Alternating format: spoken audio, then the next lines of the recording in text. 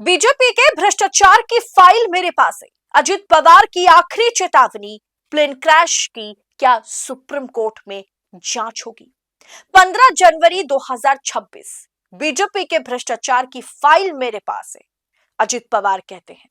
28 जनवरी 2026, plane crash में अजित पवार की मौत। आखिर अजित पवार के पास वो कौन सी फाइल थी जिसे लेकर के अजित पवार ने भाजपा को डराया था? क्या ये महज दुर्घटना है या फिर साजिश? बताऊंगी सब कुछ आपको इस वीडियो में, तो आखिर तक वीडियो में बने रहे। नमस्कार, मैं हूं आपके साथ अदिति और आप 4 PM न्यूज नेटवर्क देख रहे हैं। दोस्तों, आज सुबह 8:45 पर प्लेन क्रैश में महाराष्ट्र के डिप्टी सीएम अजित पवार की मौत हो जाती है। अजित पवार का निधन हो गया है। दोस्तों, इस खबर ने आज सुबह हर किसी को चौंका दिया, खास करके तब जब बीजेपी गठबंधन में रहकर महज 10-12 दिन पहले अजित पवार एक बहुत बहुत चौंकाने वाला खुलासा करते हैं। दोस्तों, थोड़ा पीछे चलती हूं। आपको याद होगा 2025 के शुरुआती दौर में एक ऐसा प्लेन हादसा हुआ। आपको याद होगा एयर इंडिया की फ्लाइट जिसमें खुद गुजरात के पूर्व मुख्यमंत्री विजय रूपाणी सवार थे, और यह भी एक खबर बाहर चल रही थी कि वो कुछ फाइलों के साथ लंदन का दौरा करने जा रहे थे। बिजनेस क्लास में सवार थे और वो विमान क्रैश हो जाता है। और आज की ये खबर, हो सकता है इसमें कोई संयोग ना हो सकता है ये सारी खबर जो है, या ये जो घटना घटी है, जो दुर्घटना घटी है, ये महज एक दुर्घटना हो। लेकिन जो सवाल पैदा हो रहे हैं, जो सवाल उठाए जा रहे हैं, जो सवाल मौत से कुछ समय पहले भाजपा पर अजित पवार ने उठाया था, उसे थोड़ा एनालिसिस करने की कोशिश करूंगी। 14-15 जनवरी की ये खबर है। खबर आती है अजित पवार के पास बीजेपी के भ्रष्टाचार की फाइल है, और ये बात खुद अजित पवार ओपनली कहते हैं।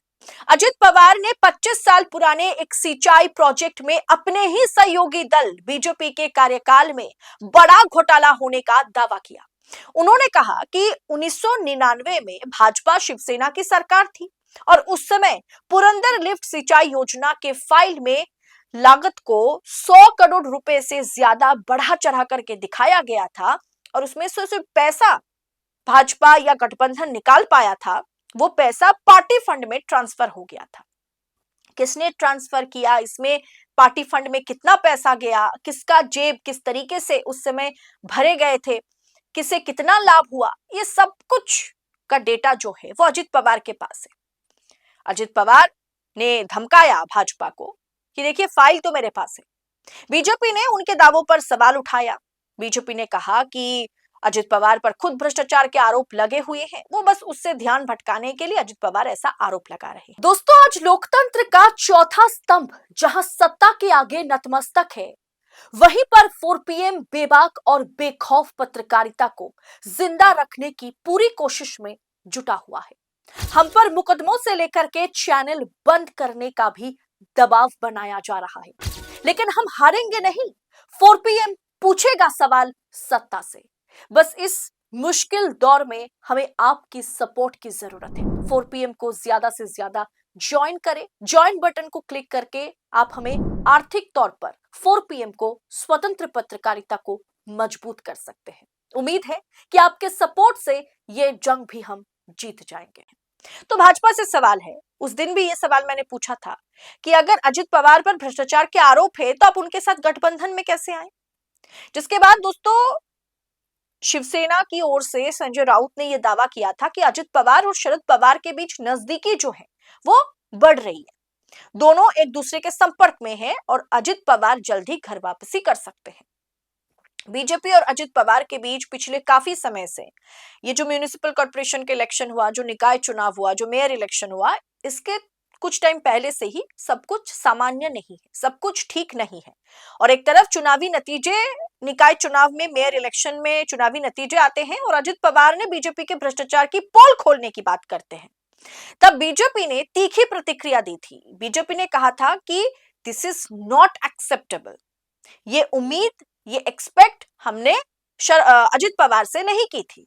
और जाहिर सी बात है, भाजपा शायद इसे एक्सेप्ट नहीं कर पाई। दोस्तों, बीजेपी ने तब कहा था कि अगर उस समय, मतलब 1999 की फाइल जिस समय अजित पवार के हाथ लगी, वो सबके सामने फाइल रख देते तो उनकी ईमानदारी कम से कम साबित हो जाता। लेकिन इतने साल बाद ये बात करना ठीक नहीं है। ये उनसे अप्रत्याशित है, यानी ये उनसे एक्सपेक्ट नहीं किया गया था और भाजपा इसे एक्सेप्ट भी नहीं कर पाई।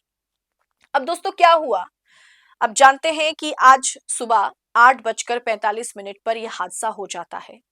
और हो सकता है कि ये बिल्कुल महज एक हादसा हो, इसकी कोई राजनीतिक पटभूमि ना हो, लेकिन इस पर सवाल उठाए जा रहे हैं कि जिस व्यक्ति ने 10-12 दिन पहले भाजपा पर इतना बड़ा आरोप लगाया, जो भाजपा के साथ गठबंधन छोड़कर महाराष्ट्र में फिर से शरद पवार गुट के साथ मिल सकते थे या मिलने पर फिर से उनके गठबंधन पर बातचीत चल रही थी, वो अपने चाचा के साथ नजदीकियां बढ़ा रहे थे, ऐसे समय में अचानक से यह हादसा क्या महज हादसा है? इस पर सवाल ममता बनर्जी ने उठा दिया। ममता बनर्जी ने इस हादसे की जांच के लिए सुप्रीम कोर्ट से आग्रह किया, सुप्रीम कोर्ट से कहा कि सुप्रीम कोर्ट इसमें इंटरवीन करे और इस मौत की जांच करे। ममता बनर्जी ने कहा कि इस देश में कोई भी सुरक्षित नहीं है। ममता बनर्जी ने कहा कि कुछ समय से अजित दादा जो है वो शरद पवार के संपर्क में थे, उनकी घर वापसी पर बात हो रही थी, हम इंडिया गठबंधन को और मजबूत करना चाह रहे थे, विपक्ष एकजुटता के लिए अजित पवार जो है वो शरद पवार के पास वापस आने वाले थे। ऐसे में अचानक से ये जो मौत, ये जो दुर्घटना घटी है, इसकी सुप्रीम जांच होनी चाहिए। सुनिए ममता बनर्जी ने क्या कहा। Message of Ajit Pawar, deputy chief minister, he died today morning in a plane crash. I'm really shocked to see the news. There is no safety and security of the people of this country. Even the political leaders, I do not know what is the fate of the opposition political parties, but he was very much with the ruling party.